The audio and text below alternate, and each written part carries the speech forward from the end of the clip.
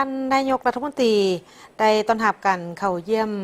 ของท่านรัฐมนตรีว่าการกระทรวงทรัพยากรธรรมชาติและสิ่งแวดล้อมของไทยโดยการ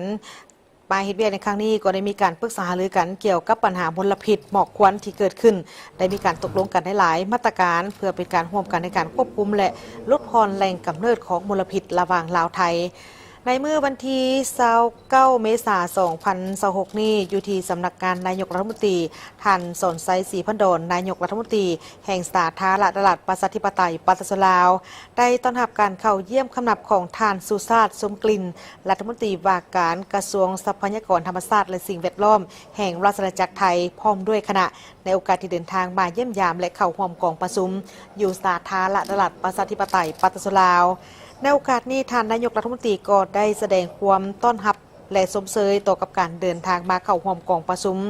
โดยเฉพาะก็เป็นการประสานงานและการร่วมมือกันอย่างใกล้ชิดระหว่างกระทรวงเกษตรกรรมและสิ่งแวดล้อมของลาวกับกระทรวงทรัพยากรธรรมชาติและสิ่งแวดล้อมของไทยที่ได้ร่วมกันดำเนินมาตรการเพื่อลดพรแหล่งกำเนิดมลพิษโดยเฉพาะก็เป็นหมอกควัน PM 2.5 ในระยะที่ผ่านมาเน้นหนักให้ต่อกับการรักษาธรรมชาติสิ่งแวดล้อมการส่งเสริมและสุขยุให้ประชาชนปกปักรักษาป่าไม้และทรัพยากรธรรมชาติอย่างยืนยงลดพรการจูดป่าและการก่อให้เกิดมลพิษเฝ้าระวังติดตามสภาพอากาศที่อาจจะส่งผลกระทบต่อกับการผลิตกสิกรรม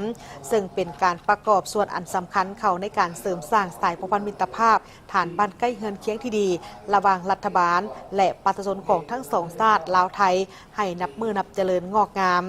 ในโอกาสเดียวกันท่านรัฐมนตรีว่าการกระทรวงทรัพยากรธรรมชาติและสิ่งแวดล้อมแห่งราชอาณาจักรไทยก็ได้แสดงความขอบใจต่อกับการต้อนรับอนุบุญของท่านนายกรัฐมนตรีพร้อมทางได้ติราคาสูงต่อกับการพัวพันร่วมมืออันดีงามระหว่างไทยกับลาวในระยะที่ผ่านมา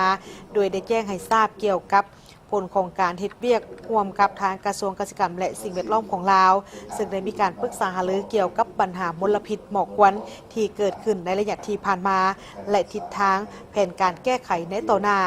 โดยได้มีการตกลงกันหลายมาตรการเพื่อเป็นการร่วมกันในการควบคุมและลดพรแหล่งกำเนิดของมลพิษโดยเฉพาะก็เป็นการควบคุมการจุดป่าและการป้องกันไฟไหม้ลามป่าอยู่เขตชายแดนของทั้งสองประเทศเพื่อให้ทั้งสองประเทศนี้มีสิ่งแวดล้อมที่ดีอย่างต่อเนื่อง